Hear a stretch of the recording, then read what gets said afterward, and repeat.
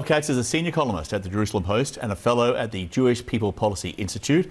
He's written 3 books on the Israeli military, including Shadow Strike. He joins us now live from Jerusalem, 23 minutes past 8. Thank you for being with us.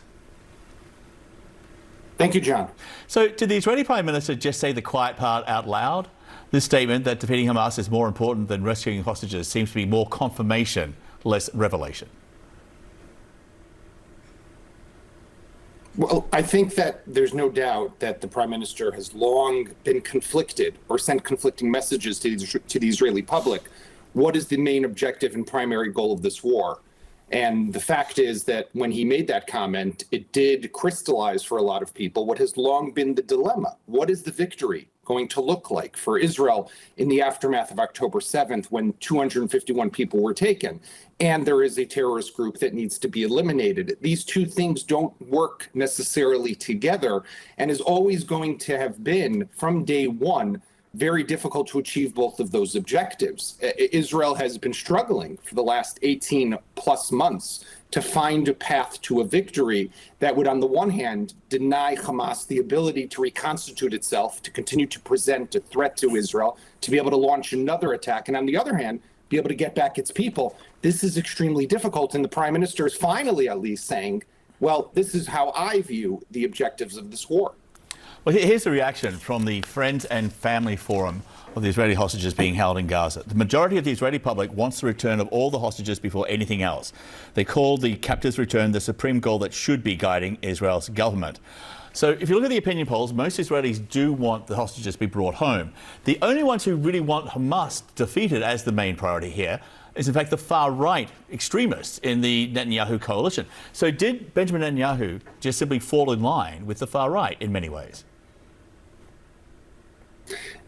Netanyahu has consistently throughout this war, John, and I think we've spoken about this in the past, sided with the survival of his coalition. And whenever there was a threat to the continued survival of that coalition, and we saw, by the way, Itamar Ben-Gvir, one of the more far-right elements and ministers in the government, even said, I had number of times succeeded in torpedoing a hostage deal. So it just goes to show that the power of what will happen is actually in the hands of those members of Netanyahu's coalition and not necessarily in Netanyahu's hands himself.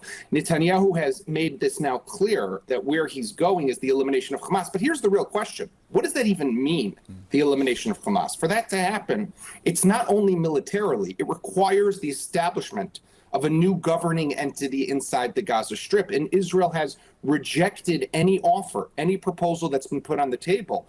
It has not allowed that to happen. Now, I'm not saying that the Palestinian Authority that's now in Ramallah is the right solution for this, but there have to be options on the table and not just the continued military conflict that is unfortunately dragging along, bringing more Israelis into the line of danger and, of course, endangering the continued existence of those hostages who are languishing in Hamas captivity for over a year and a half.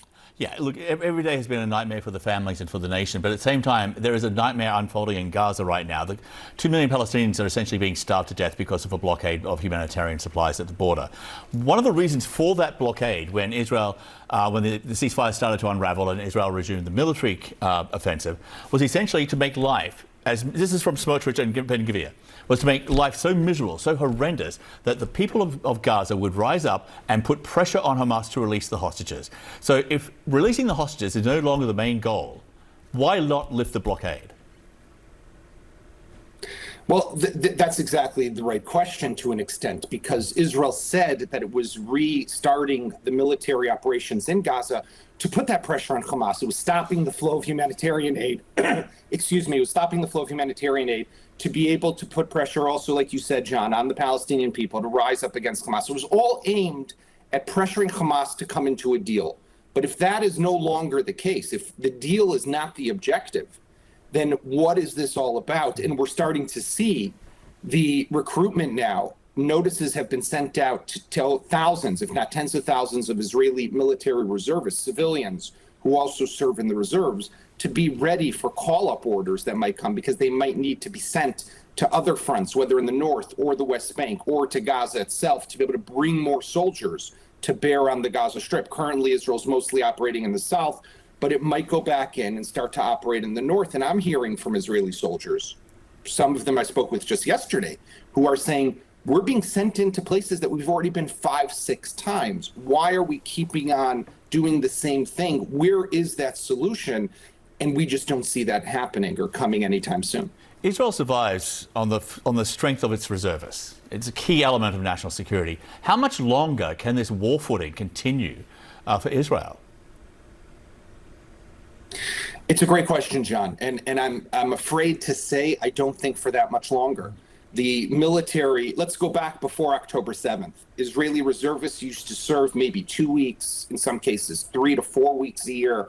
Now they've set the new minimum in the military at 2.5 months, right? That's 10 weeks. Now imagine, just so our viewers understand what that means, you're a regular, you're a high-tech worker, a doctor, a lawyer, a dentist. It doesn't make a difference. You're plucked out of your civilian life, your family, your office, your workplace for 10 weeks, and you're put into a very dangerous situation, whether in Gaza or somewhere else along many of Israel's different fronts.